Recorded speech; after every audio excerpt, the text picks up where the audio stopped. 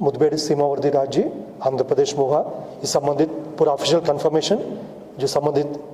Security forces द्वारा आने वाले समय में पूरा विस्तार रूप से की जाएगी। छत्तीसगढ़ के खासतौर पर बस्तर इलाके के इसमें जो महत्वपूर्ण जो बात इसमें है कि माओवादी संगठन का जो रीढ़ की हड्डी है, जिससे लगातार पूर्व में जो माओवादी कैडर्स का टॉप लीडरशिप अलग अलग मुठभेड़ में उनके डेड बॉडी रिकवर करने से काफ़ी हद तक टूट गए थे, लेकिन माडवी हिडमा ऐसा एक नाम रहा जिसके लेकर सभी का कंसर्न रहा और क्षेत्र की जनता से लेकर सभी इस नक्सलवादी अभियान में जो शामिल एजेंसीज है, स्टेक होल्डर्स है, सभी ने इस मुठभेड़ को एक निर्णायक घटनाक्रम के रूप में देख रहे हैं। और आने वाले समय में जो शेष अन्य माओवादी कैडर है जो अभी भी हिंसा का बल लेकर हमारे क्षेत्र की जनता का जान माल को नुकसान पहुंचाने के लिए साजिश रचते हुए जंगल में अभी भी सक्रिय है, उन्हें भी हम अपील करना चाहते हैं, अभी वक्त है हिंसा छोड़कर समाज की मुख्यधारा में शामिल होने के लिए सामने आना चाहिए, अन्यथा जो हमारा अभियान के परिणाम भुगतना पड़ेगा। जिस तरीके से DRG, STF, Bastar fighters, cobra, CRPF, BSF, ITBP, Chhattisgarh arm police और तमाम जो सिक्योरिटी एजेंसीज है, कई एजेंसी का मैं नाम सुरक्षात्मक कारणों से नहीं ले पाऊंगा, लेकिन सभी का संयुक्त प्रयास रहा जिसके परिणाम 2025 में सबके सामने सकारात्मक रूप में हमको देखने मिल रहा है। और आने वाले समय भी हमारा अभियान इसी प्रकार नियमित रूप से जारी रहेगा। इस परिस्थिति माओवादी के पास मात्र एक ही विकल्प है, हिंसा छोड़कर समाज की मुख्यधारा में शामिल हो जाए, अन्यथा जो अभियान का परिणाम न सिर्फ दंडकारण्य इलाके में, न सिर्फ बस्तर इलाके में, सीमावर्ती क्षेत्र में भी देखने मिल रहा है। उनका भागने के लिए, छुपने के लिए कोई स्थान अभी सुरक्षित नहीं है, इसलिए ये भ्रम से बाहर आ जाना चाहिए। एक जगह से दूसरे जगह भाग जाऊंगा, बच जाऊंगा, इस प्रकार का कोई परिस्थिति नहीं है। कहीं भी भागेगा, पूर्व में भी हम बार बार इस बात को भी बोला है, यदि पाताल में जाए, आकाश में जाए, कहीं भी जाए, सीमावर्ती राज्य में कहीं भी भाग कर जाए, कहीं भी जाएगा, हमारा सुरक्षा बल ढूंढेगा, उसका सही परिणाम तक, सही अंजाम तक अभियान को लेने के लिए हमारा बल सक्षम है। सर, छत्तीसगढ़ के अलावा अन्य राज्यों में कितना इनाम अभी प्राथमिक डिटेल ही मिला है, जैसा छत्तीसगढ़ राज्य में सेंट्रल कमेटी मेंबर्स के ऊपर 40 लाख का इनाम है और अन्य अलग राज्यों में भी उनकी स्टेट के द्वारा घोषित इनाम भी है। इसलिए अभी एकदम बेसिक इन्फॉर्मेशन है, इसलिए उनके क्रिमिनल रिकॉर्ड है और उनके ऊपर कितना कितना इनाम अलग अलग राज्यों में घोषित है और उनके पूरा प्रोफाइल है, थोड़ी देर पश्चात साझा किया जाएगी।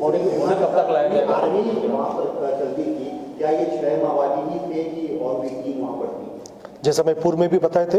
ये अभियान मूलतः आंध्र प्रदेश राज्य का अल्लूरी सीताराम जिला में हुआ, एएसआर जिला के रूप में हम उसको बोलते हैं, उसी जिला में हुआ, क्योंकि जिस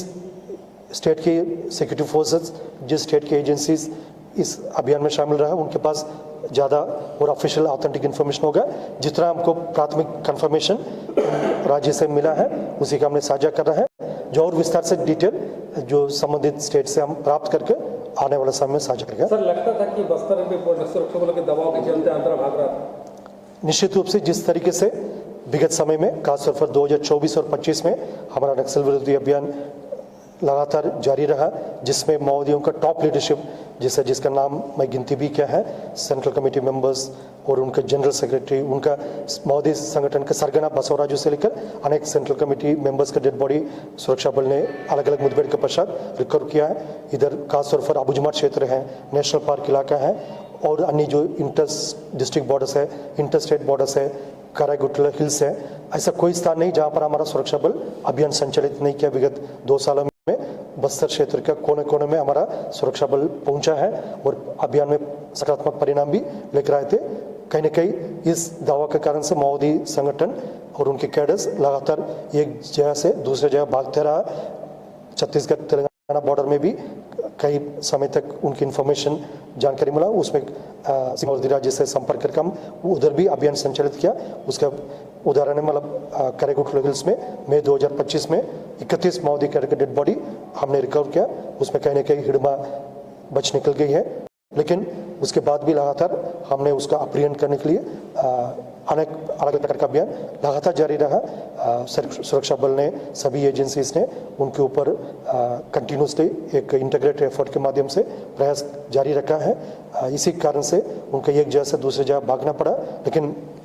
इस बात को भी हम अनेक बार स्पष्ट किया है, उनके भागने के लिए छुपने के लिए कोई स्थल ना छत्तीसगढ़ में बचा ना सीमावर्ती राज्यों में बचा है। सर कितना शेष बचा है और बड़े हिडमा कुछ? जैसा अभी सीपीएम महोदय संगठन में यदि टॉप लेवल के लीडरशिप का देखा जाएगा, अभी मात्र पोलिट ब्यूरो मेंबर देव जी है, पोलिट ब्यूरो मेंबर गणपति है और सेंट्रल कमेटी मेंबर्स में संग्राम, गणेश उइके और डीकेएसएससी मेंबर्स में पापा राव और बारसेदेव, इस प्रकार गिने चुने नाम ही बचा है। उनका भी लगातार हम बार बार अपील भी जारी कर रहे हैं, लेकिन कहीं ना कहीं उस अपील को अनसुनी और अनदेखी कर रहा है। जैसा हिडमा से भी आप लोग ध्यान दिया होगा, सिर्फ एक हफ्ता 10 दिन पहले छत्तीसगढ़ राष्ट्र शासन के माननीय उप मुख्यमंत्री महोदय और अन्य जो वरिष्ठ पुलिस अधिकारी और प्रशासनिक अधिकारी भी पूर्ति गांव तक गए थे और उनके परिजन से मिलकर दोनों बारसेदेव और माडवी हिडमा का माँ से भी मिलकर चर्चा किया। उन्होंने भी दोनों का माता में भी अपील किया है। इससे और ज़्यादा प्रयास शासन, पुलिस और प्रशासन क्या कर सकता है, तब उनकी खुद की माँ के अपील को अनसुनी कर रहा है। उसके बाद भी फिर बंदूक लेकर हिंसा के बल पर क्षेत्र की जनता के जान माल के नुकसान पहुंचाने के लिए कोई ना कोई साजिश रच रहा है। फिर उसका परिणाम उनको भुगतना पड़ा और शेष महोदय के पास अभी भी वक्त है, यदि बात को समझ कर आ जाएगा अच्छा होगा, नहीं तो फिर रिजल्ट सबके सामने है। सर छत्तीसगढ़ क्या बॉडी लाया जाएगा और पुअर्ती में क्या अंतिम संस्कार करने दिया जाएगा, क्योंकि उसके मारे जाने से सुकमा में एक तरफ खुशी की भी लहर है, पटाखे फोड़ रहे। निश्चित रूप से आतंक का एक चेहरा रहा जो माडवी हिडमा और उनका अन्य साथी उस मुठभेड़ में मारा जाने से क्षेत्र की जनता राहत की सांस ले रहे हैं।